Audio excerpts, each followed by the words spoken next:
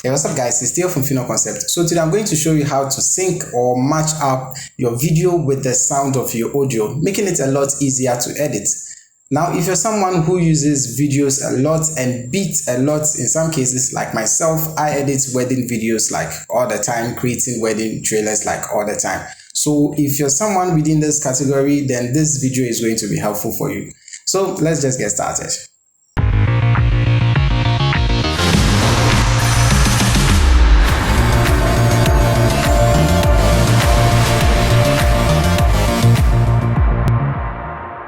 Welcome to Fino Concept. Click the subscribe button and hit the bell icon so you don't miss out on any of our future videos. Alright, so let's go ahead and open up Adobe Premiere Pro and I'll go ahead and create a new document.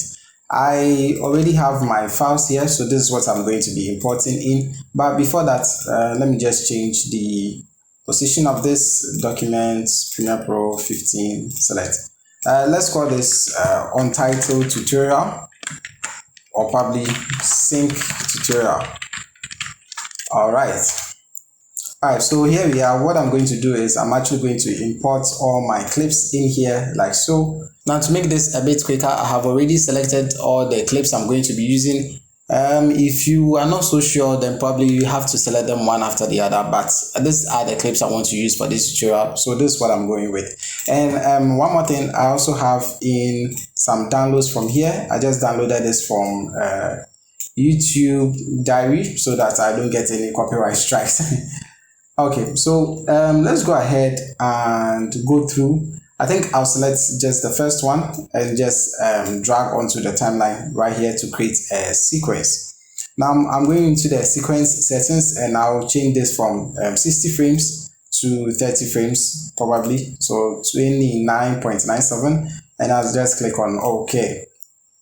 Now I'm just doing this because I want to have the first preset there. It doesn't really matter, but this is how I typically do it. So I'm going to click and drop my audio in here like so, and let's go ahead and delete this track because we don't need the audio, we just need the video from the track. Now let's go ahead and delete that one as well. So what we are going to do is we are going to mark every single point or a change in beat or an upbeat where we think it is going to be necessary for us to add in a new video. You get what I mean? So I'm going ahead to play it and I'll just mark it in at every point I want to change the transition or add in a new video. And to do that, I'll be using the shortcut M on your keyboard. So let's go ahead and play it. So over here, I know that I'm going to have in a beat. You see there's a change in beat. It starts with pam, pam, pam, pam, then it vanishes.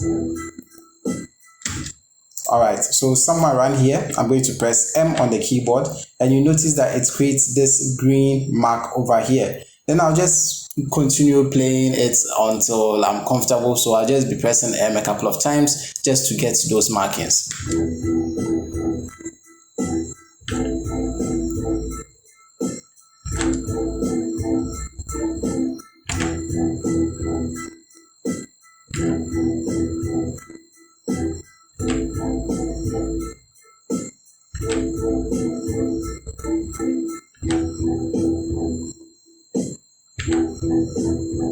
Alright, so when you are comfortable with what you have, you can always go ahead and change the position of your mark in case there's a problem with it. But I'm just comfortable with where everything is, so let's just leave it like that. Now to the other important part. All your videos, you are going to select the specific areas you want it to be implemented or added to the timeline. Let me put it like that. But in some cases, you don't want the whole 3 minutes of the video. So we are going ahead to select the specific areas you want it to be.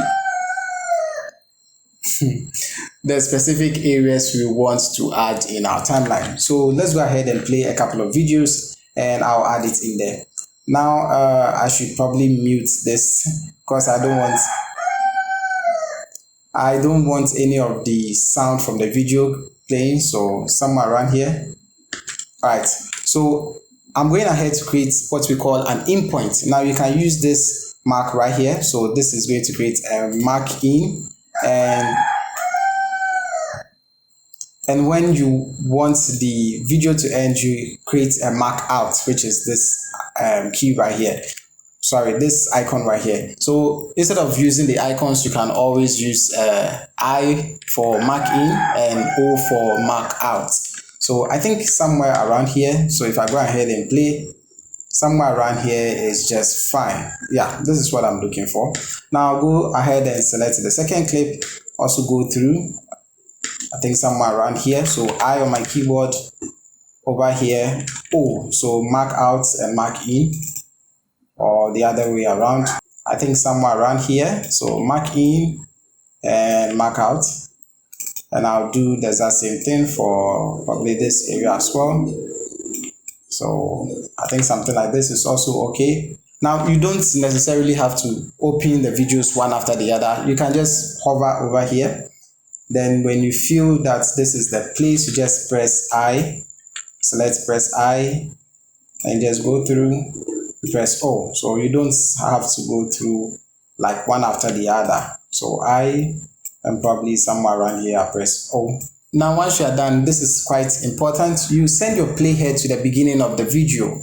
Very necessary. If you have it somewhere around here, it is going to add in the videos from this area. So I want it to typically start over here, and we are also going ahead to add in an audio. So let me place it, an audio track. So I'll have this somewhere here.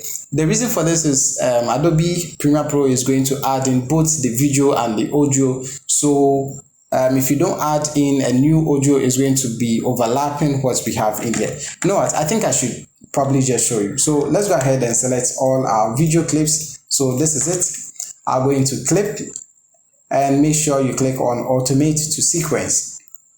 Now the important thing about here is where we have placement, change it to at unnumbered markers and click on OK.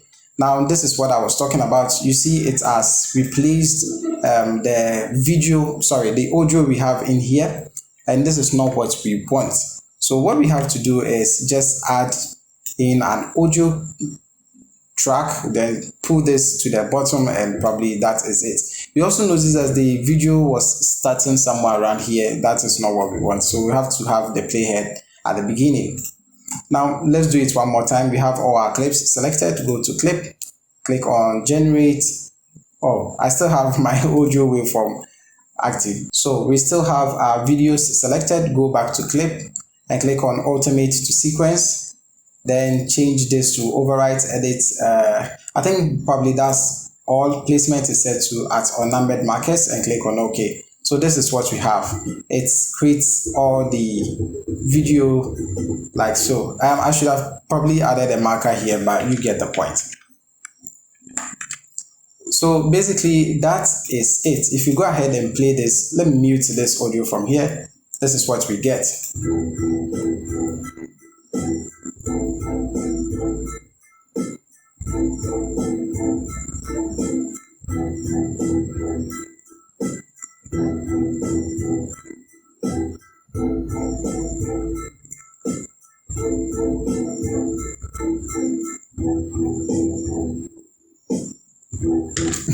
Now, as you can see, the video is quite terrible.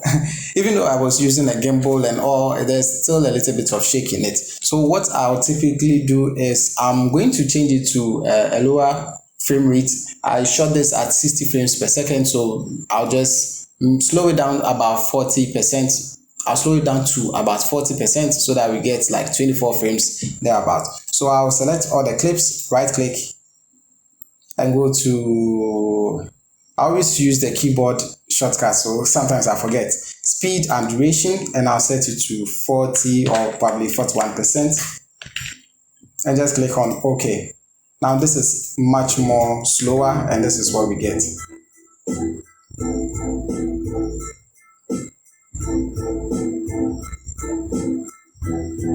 Now this is much better than what we were having initially. So basically, I think, that is it. Alright, so thank you guys for watching. If you like this video, please give it a thumbs up. If you like to watch more of our videos, hit that subscribe button, and as always, don't forget to share with your family and friends. This is Theo from Final Concept, and I'll talk to you guys in the next one.